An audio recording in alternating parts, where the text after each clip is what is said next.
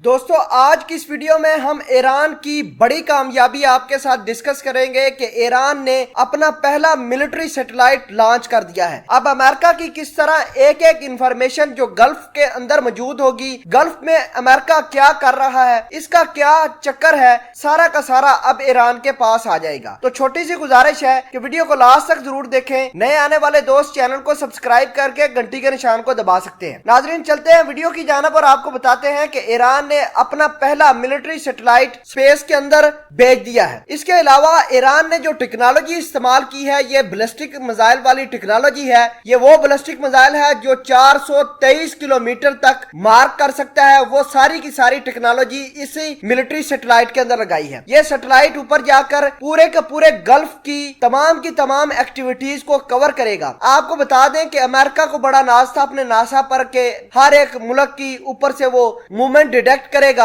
लेकिन अब ईरान ने ऐसा धचका दिया है कि ईरान अब इतना पावरफुल हो चुका है कि अमेरिका को आंखें दिखा सके। आंखें तो बहरहाल पहले भी दिखाता था, लेकिन वो अपनी ईमानी ताकत की वजह से दिखाता था, लेकिन अब टेक्नोलॉजी में इतना आगे गया है कि अमेरिका हैरान हो गया है। माइक पोम्पियो ने ऐलान किया है कि ईरान को ये तमाम तर काम जो उसने किया है, जो अपना मिलिट्री सैटेलाइट भेजा है, इसके लिए उसको जिम्मेदार ठहराना होगा, इसके नताइज भी उसको भुगतने होंगे। नाज़रीन आपको बताना ये चाहता हूं कि अमेरिका ईरान की इस अटेम्प्ट पर बहुत परेशान है, क्योंकि अमेरिका की एक एक मूवमेंट का अहवाल ईरान के कंट्रोल सेंटर में जाएगा। ईरान जब मर्जी चाहे अमेरिका को गल्फ के अंदर आसानी से टारगेट बना सकता है। नाजरीन ईरान इतना पावरफुल बन चुका है कि अमेरिका को आइंदा आने वाले दिनों में ईरान से बहुत बड़ा खतरा पेश आने वाला है। दूसरे नंबर पर बात यह करते हैं कि अमेरिका का एक बहरी शिप जो जंगी जहाज था वो आबनाए हार्मज से गुजर रहा था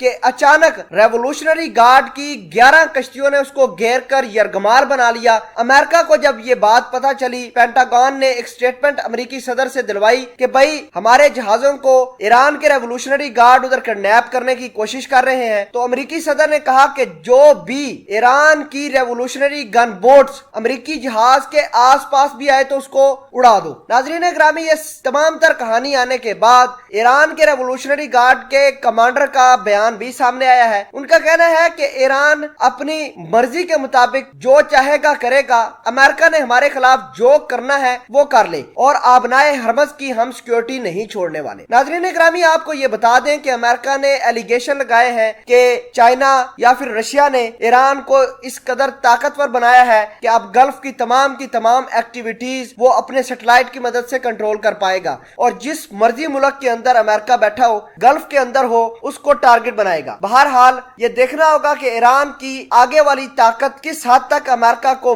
मारेगी, अमेरिका किस हद तक परेशान होगा। बहरहाल अमेरिका ने रेवोल्यूशनरी गार्ड की कश्तियों को तबाह करने का हुक्म दिया है। अब देखना होगा कि ये मामलात किस हद तक आगे चलते हैं।